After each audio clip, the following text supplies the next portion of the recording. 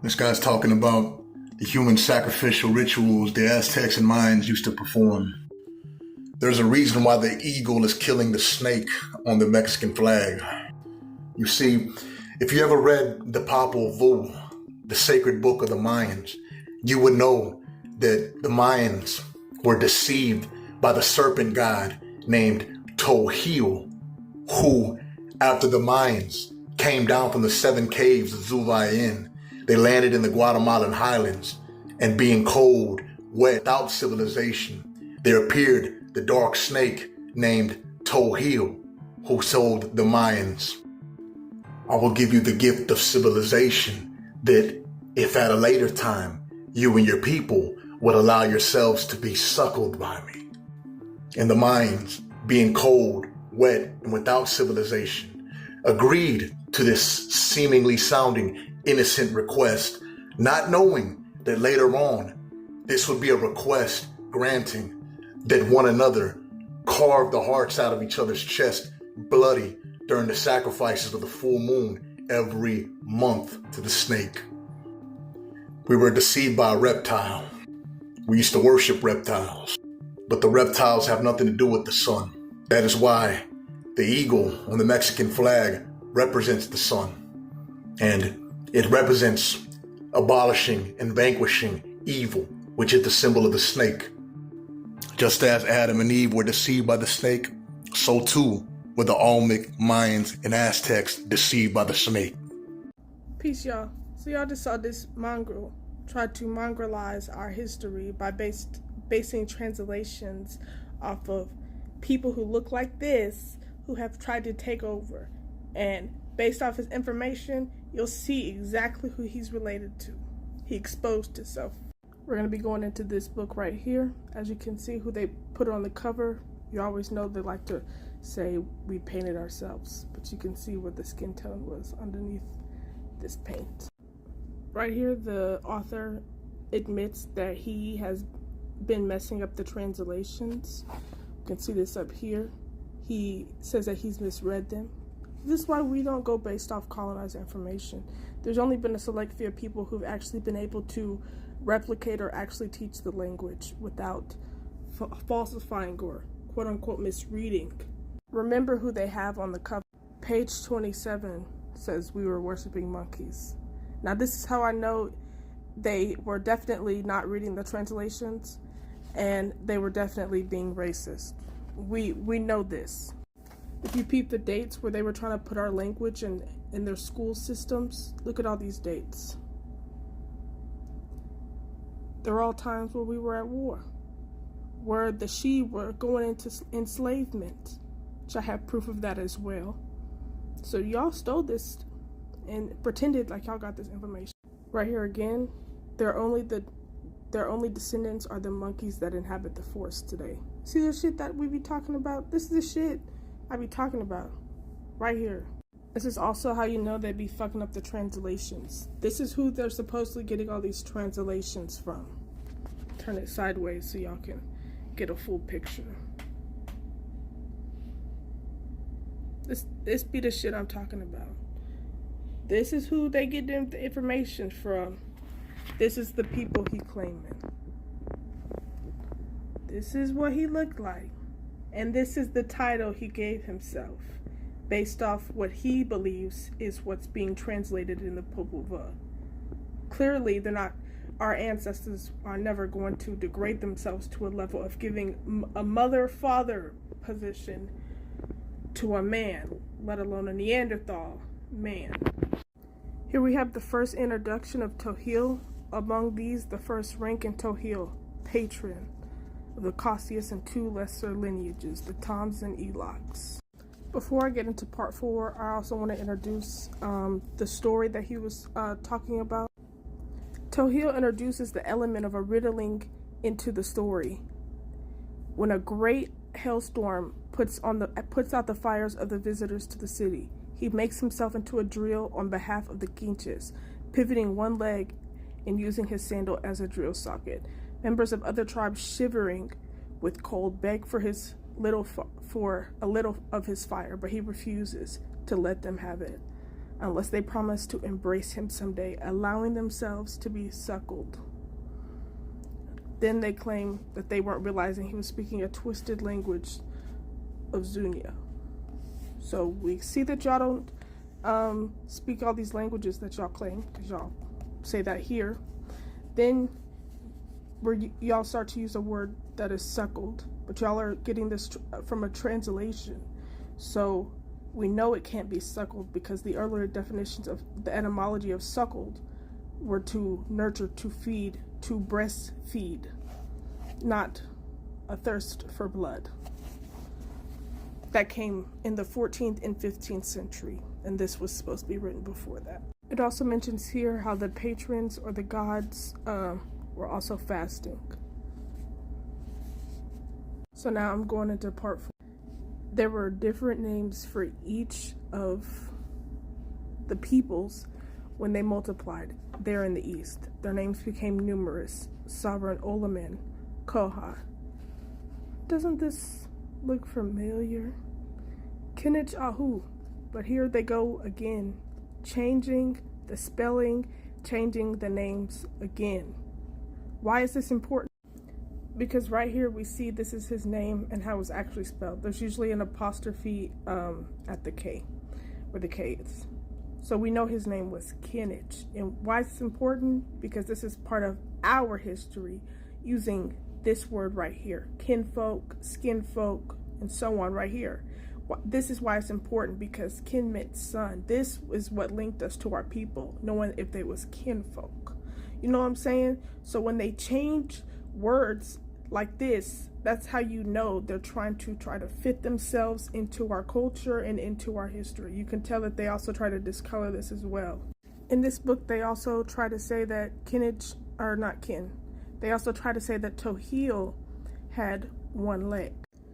See how it says it reminds them he's much like the one-legged patron deity, because they were also trying to say he had one leg in the page before this. Well, in this one, in the actual description of Tohil, you know, where they're basing this information off of, Tohil was first to generate fire. Here he sits amid swirls of smoke and fire. Then here we go, clarification, or clouds and lightning. You see how they keep going back and forth because they're not reading these translations correctly, some of which originate from its own forehead and tongue. One of his legs turned to the right, so that means he has two legs, can be seen turning into a snake. Oh, is it a snake? Or is it lightning? See the clarification, or the contradiction rather, below his knee from an incised potsherd found at Rotten Cane. Is it Rotten Cane? No, this is another misrepresentation and mistranslation. We see it's Utalan, and it's now in the Peabody Museum. Here's just a reproduced version. Here's another description. They've come to ask for your fire. This is a scepter held by a ruler, one of the forms taken by Koali, the lowland Maya counterpart of Tohil, or hurricane. On his forehead he wears an obsidian mirror, and with a burning torch emerging from it. His body and his one normal leg are omitted here, leaving only the leg that becomes a serpent or lightning. You see the mistranslation again? This is a reconstruction from several late classic stucco reliefs at Fuenque. See that? And here we see that they're fasting with the sun. This is a Muslim, so-called Muslim Islamic practice. It also goes into how they would sacrifice themselves. When I say they, I mean these kinship people who have tried to attach themselves to the Shi, aka who y'all have called the Maya. Let me see that here. Here's another description, and we see the sun god again. We see Powhatan right here, what is now the Confederate flag. We see the phenotype, we see the hair. On page 162, we see that Even though Tohil, we see that Tohil had multiple names. Even though Tohil is his name, he is the same as the god of the Mexican people, who is named Yocuat and Quetzalcoatl. That also sounds familiar too. Why is that? When you look it up, they're going to correct you because they're deeming this to be Quetzalcoatl, aka Kukulkan. This is Kukulkan. This is Kukulkan. Also Kukulkan. Also Kukulkan, who they tried to call Tilan Balam. Let's get into the offerings Tohil accepted. Blood of deer and birds, right? What were they giving him before that? Of their own bodies. Bits of pitchy bark and wildflowers as substitutes for refined incense. But they didn't like that. You know who didn't like that? These tribes trying to attach themselves to the Shi. You know, so what they started doing? They started to offer blood drawn from their own bodies. Here it goes into detail of how they would kidnap their own people and off them. It wasn't the Shi who was into human sacrifice. It was the Quinche people who have tried to tie themselves to our people. This clown also mentions how eagle is supposed to represent the sun, which is not true at all. In fact, this is the only page mentioned of an eagle.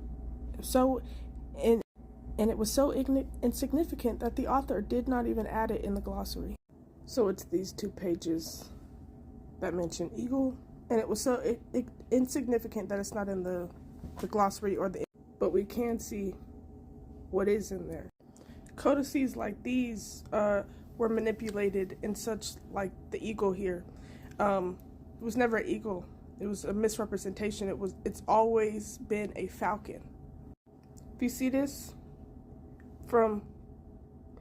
this is my source right here. You can also see this from other sites as well. This is not new information. The Spanish did this on purpose because they thought they were vanquishing evil. These are the same words this motherfucker tried to use. So you, the Catholic, this is what we would have done to you. Make it make sense. Y'all be saying the most stupidest shit, and it's easy to prove that you lying, or to even prove that either you have literacy issues and you can't read because it's clear that you don't have any discernment because you don't know what you're reading. Things like this were made deliberately by the Spanish, and we know this because they wrote about this. They admitted to this. It was never an eagle and it was never a snake. These are things that they introduced themselves.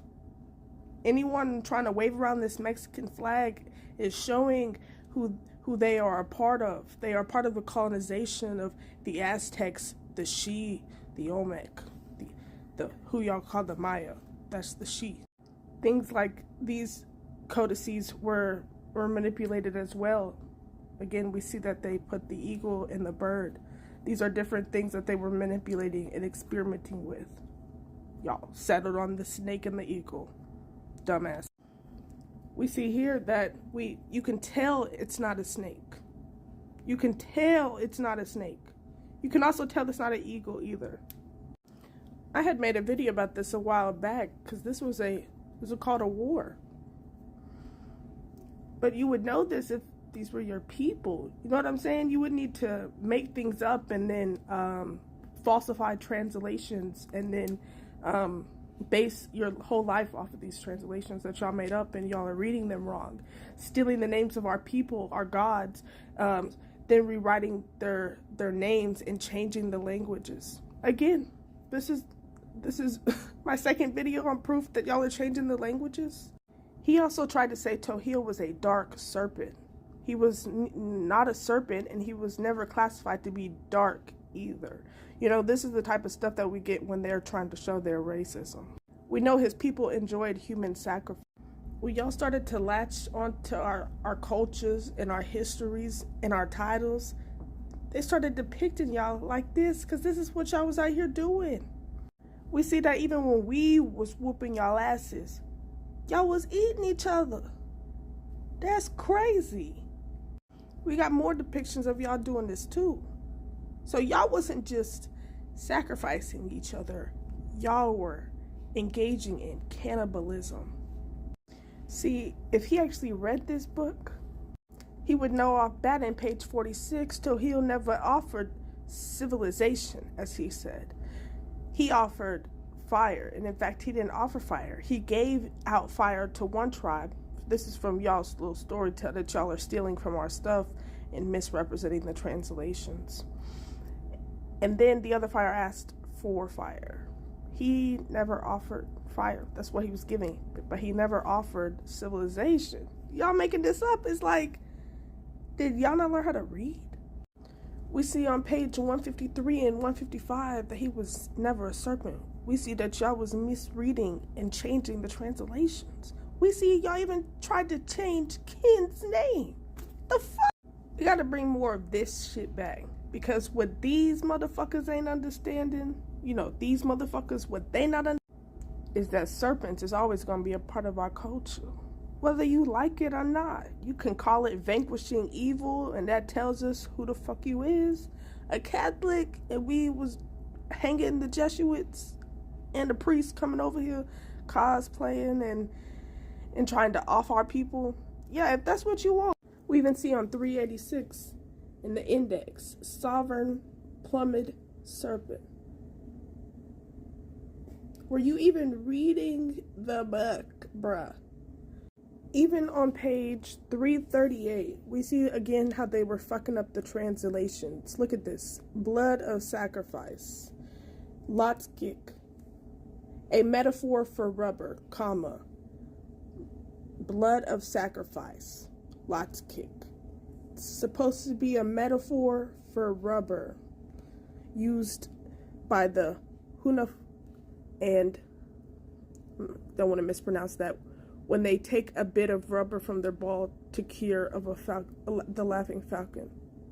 What you would know about the falcon if you actually read the book, or if you were actually a part of the She, you would know how significant the falcon is.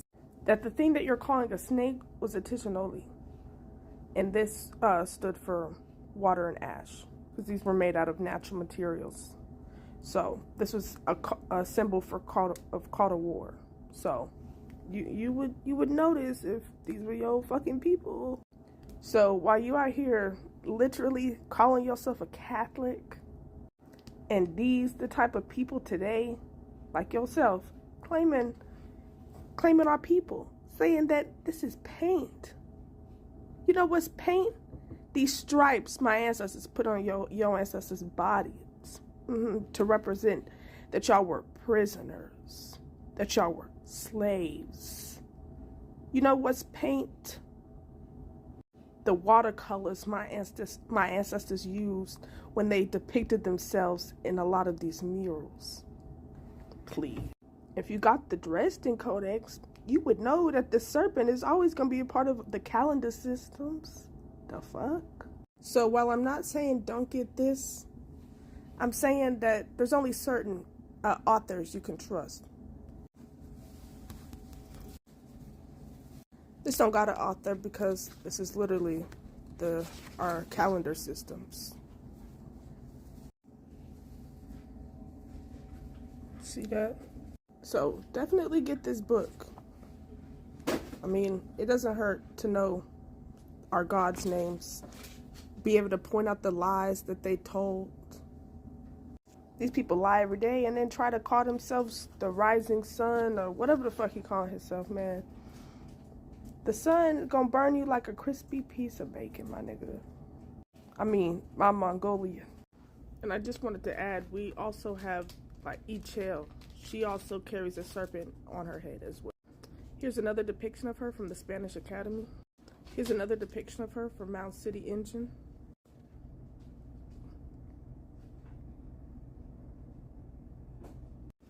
Here we have some more she depictions as well. We see the serpent is heavy in our culture. Here's some more Azteca right here. You could tell the serpent here and in the hair. Come on now. See how people still trying to do this today. Now, I did mention she enslavement, so I did want to pull that up. You know, here we go right here from the Yucatan Times. You can see they used this exact same picture when they were talking about the Jamaicans. So we know they're the same people. Shout out to my ancestors right here, direct descendant. Here's, you know, an article on this as well. If you know, you know, right? Also, the Inca has a lot of serpent culture as well, but you wouldn't notice if these aren't your people. And then here we have more of a longer article.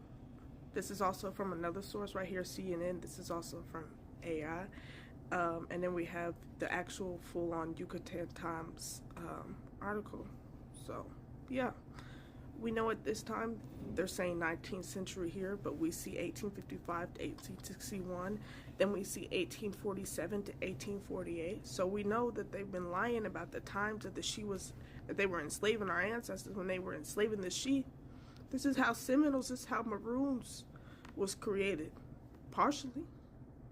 Right here. So we know the people trying to cosplay and claim this ain't these people. Because y'all call us the slaves. Y'all laugh like slavery is funny, you know? But if you ever want to go back to the original times and to the original slave, we can. Because we getting the last laugh already. Now, these are codices that they've been trying to edit. You know, you can tell this is heavily doctored. I found this, you know, because they've been whitewashing a lot of them. Or mongrelizing it.